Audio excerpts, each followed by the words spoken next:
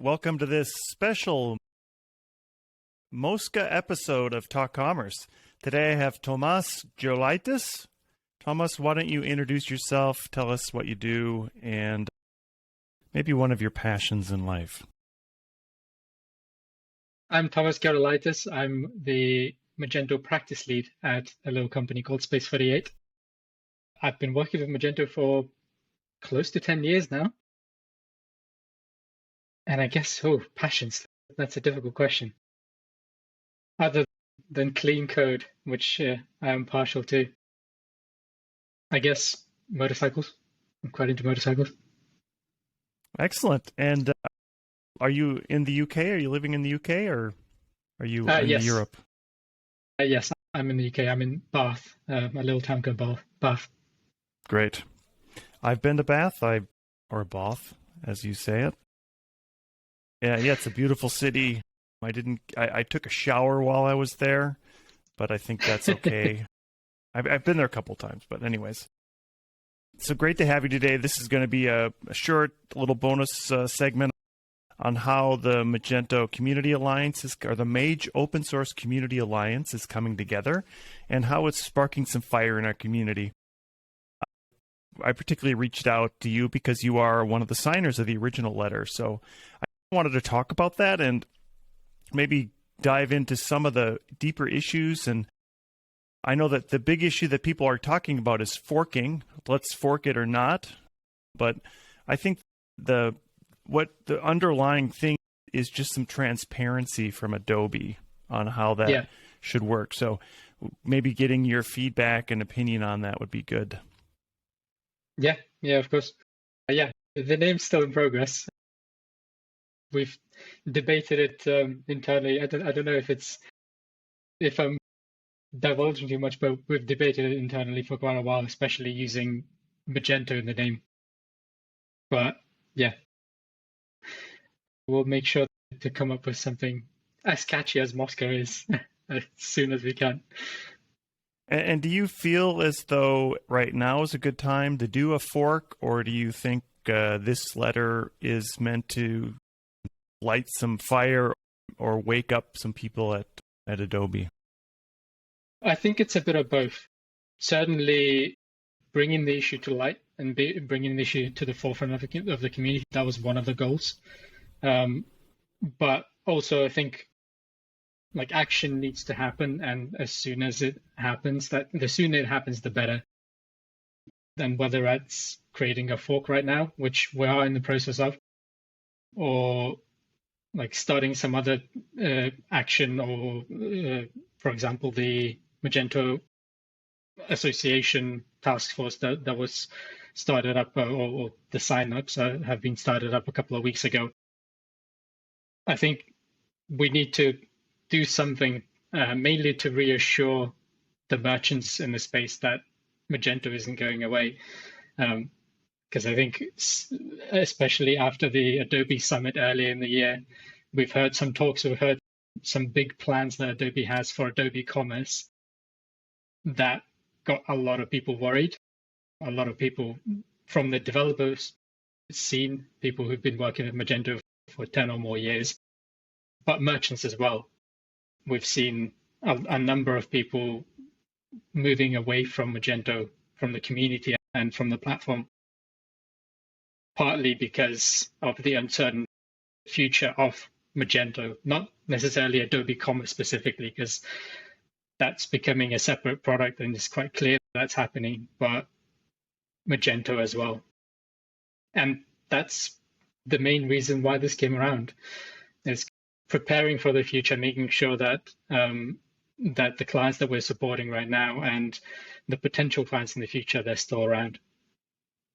Yeah, and I think we're talking about three players right now. The first would be Mosca, or Mage Open Source Community Alliance.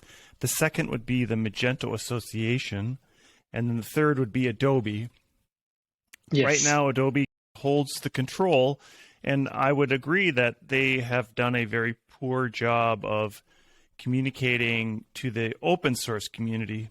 And they haven't really looked at the fact that the majority of the installs of Magento 2 are on open source.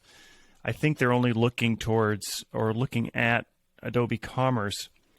The outward things that they say are that the Magento open source is not going to change. Nothing is changing in it. There should be more assurance or reassurance that the open source Magento will stay around, and that the open source is still going to be the underpinning of the main commerce platform. Yeah, I agree with that.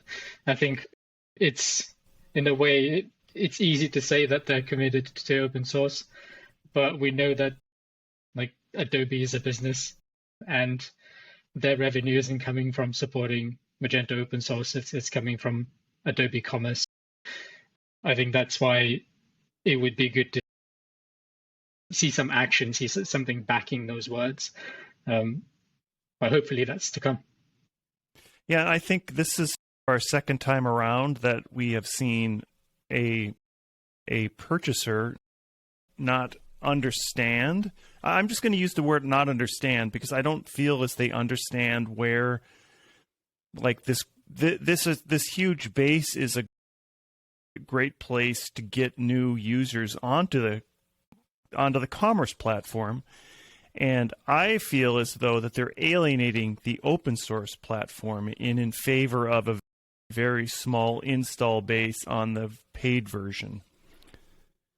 And that if they would take a more open stance, that they would open up the amount of users they could potentially have on their paid version. Yes, it does feel like we've been around, for people who've been in the community for a while.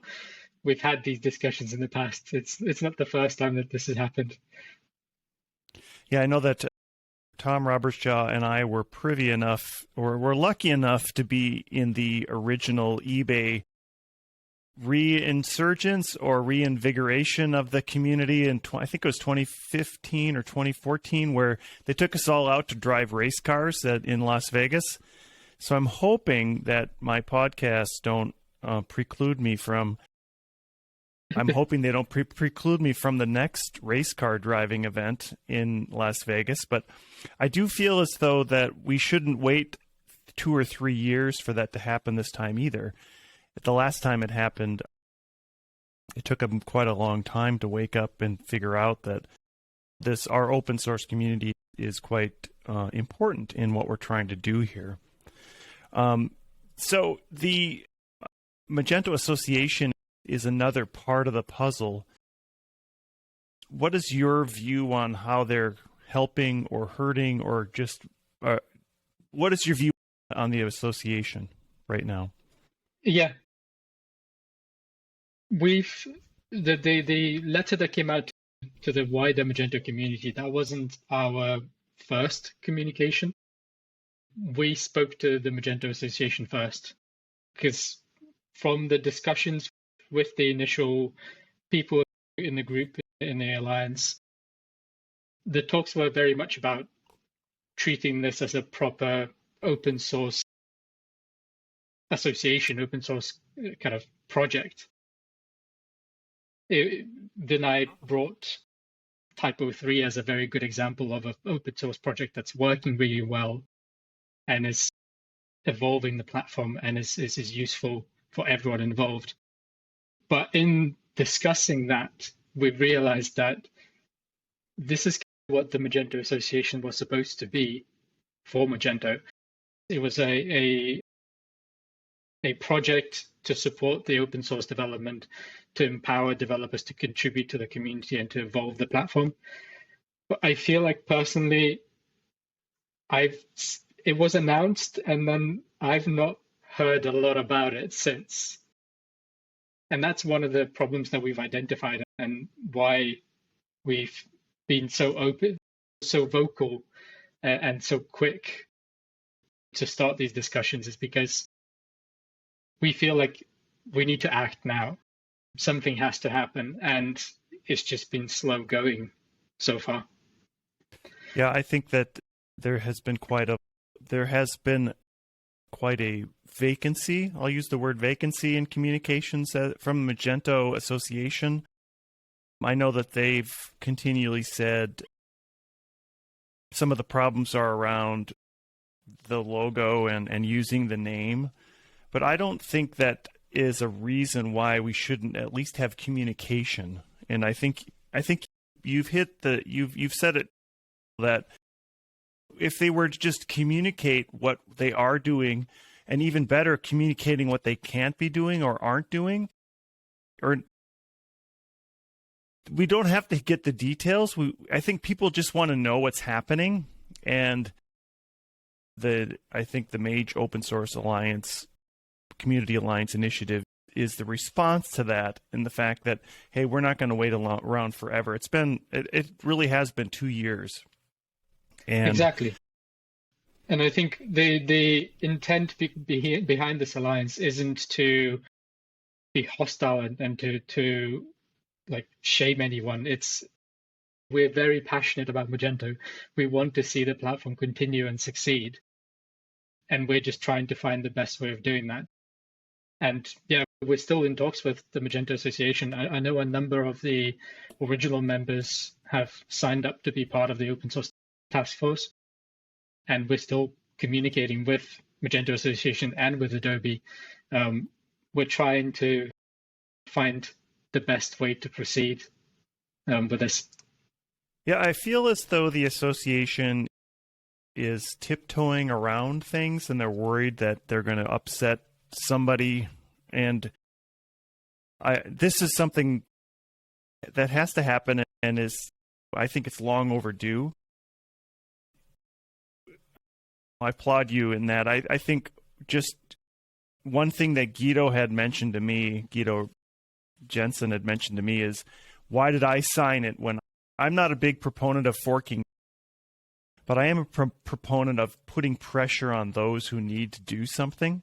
And I think the ultimate, if it's going to be forked or not forked, whether that's in the letter or not. Okay, let me just back up. I believe if nothing happens, it's going to have to get forked. I do believe that's going to live on, just like Magento 1 continues to live on, even though we get threats that our stores will get shut down because we're not PC, whatever the reason.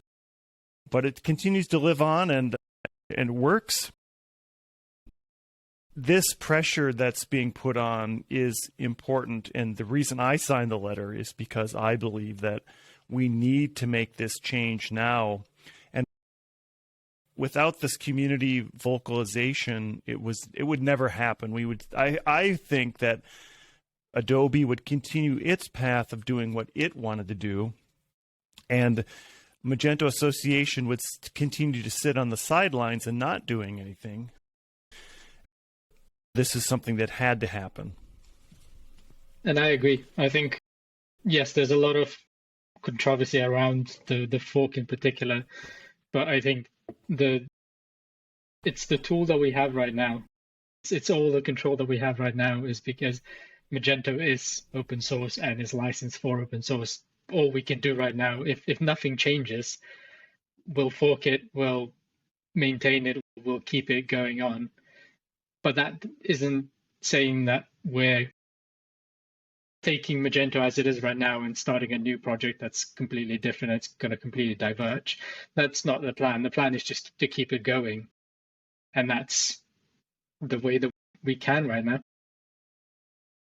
So one last thing on this topic, and we're going to try to make this short today, is just the amount of inclusion. I think that some of us didn't know about the letter, and I think some of us in the Western Hemisphere or the US or even India weren't quite aware of what was happening. And I think that there has been a lot of criticism about making sure that it is an inclusive community and not an exclusive community. And on the same side, I understand that we all have to make decisions, and those decisions will go faster when there's fewer people involved. From the Mage Open Source Community Alliance, how do you see more people becoming involved and then having a voice in that? So That's one of the big questions that we're trying to work out right now is a way to allow more people to contribute while still keeping the pace of things that we're doing. Because I fully agree that having a consensus from a large group is great, but it makes things slow. So far, it's been a small group of people trying to get the issue to the front of the community to get something started. But we're working right now on getting people access and then getting people involved in those discussions, and whatever happens in the future, it's all like we're trying to be as open and as public as we can. And do you see then future workflows would be a fork and then fixes happening on the fork, and then those fixes getting rolled back into the main Adobe Commerce version or the other fork of Magento Open Source? I think it gets very complicated, especially one of the biggest complaints from developers is they put in a pull request on an issue happening inside of Adobe or inside of Magento, and it never gets answered, and then it gets auto-closed. So, and I think that's where kind of our criticism is as well. And I think partly it's because currently there's not a lot of benefit in investing your time in maintaining Magento Open Source. And people who do that, a lot of them, they're not being paid to do that. A passion project, a side project for them. And I think that's where kind of a defined open source program would help. Actually making sure that there are people available whose job is to go through these pull requests and answer questions and make sure that the product is moving along. That's one of the ideas behind the fork. And I'm not saying that it's going to be easy. I think that's one of the sort of criticisms that I've seen that I didn't particularly appreciate is everyone saying, oh, forking is hard, therefore this is going to fail. We're not saying that it's going to be easy. We're not saying that we're just going to create a new repository with the Magento code as is right now and everything's going to be sunshine and rainbows. And it is going to be a lot of effort. But I think we've got people who are very passionate about this and who are very invested in this to put that effort in and get it over the line. Good. All right, so last question before we close out. Who would you like to hear from at Adobe in order to see things moving? Not solve things, but what sort of messaging would you like to see from Adobe? And who is it that you would like to hear from at Adobe? I think personally, I don't know if I can identify a specific person that messaging needs to come from, but I think I would like to see the Magento Association get more control over Magento. I would like to see them become, in a sense, owners of the Magento open source. Because again, one of the restrictions and roadblocks that we've seen so far, it always comes down to the intellectual property, the name, the license. And that, in my view, that should all be a solved problem. We've got Magento Association. They're already an approved organization by Adobe. I would like to see them get a lot more control over Magento so that the community can continue investing into the platform without the fear of it going away in a week, a month, a year, however long it takes. And what about Magento community engineering? Do you think that they've just been sidelined and we don't hear from them anymore? I must admit, I've not been an active part of the Magento community engineering for a while. Yes, whether it's by nature of the platform being targeted more towards bigger clients, bigger industries, or if it's just the interest is waning because of the slow response. I think, the community engineering has been not really a player in the space. Like you said, there's currently 3 big players, and community engineering is not one of them. Yeah, realistically, community engineering should be driving that close rate on PRs and at least reviewing them and getting back to people. And I've heard from multiple people that the one of the issues around the open source is that the PRs aren't getting closed. And just correct me if I'm wrong. If there's a bug in the source code of Magento, it doesn't really matter if it's open source or if it's Adobe Commerce. The core code is the same right now. There's no fork between open source and Adobe Commerce. It's the same code. So I don't understand why they would treat the open source any differently. But anyways, that's just another issue and another topic at hand for the future. Thomas, I thank you today. If there was a small little tidbit you could help merchants feel good about staying on Magento 2, what would that be? I think all you need to look at is the passion we've had in the last couple of weeks in response to the letter, whether it's people supporting it or people criticizing it and providing feedback. I think you can see how invested people are in Magento, and platforms like this don't disappear. Look at Magento 1. It's still around. Magento 2 is not going away anytime soon. Yeah, that's great advice and well said words for anybody out there that is still on Magento 2 waiting to go to Magento 3. No, that was a joke. Good. One last little thing I always do on the podcast is I give you a chance to do a shameless plug about anything you'd like to plug today. I'm not sure if I have anything. I'm prepared. Yeah, I usually prep people, but anything, it doesn't have to be business. It could be personal, charity. I guess charity. I'm supporting Mind charity in the UK. It's supporting people with mental illnesses, mental problems. So yeah, please donate. Excellent. Thank you very much. Thomas, it's been great having you today. I know it was short notice, and I appreciate you putting some words out there to help us understand the quick nature of what's happening in our Magento community today.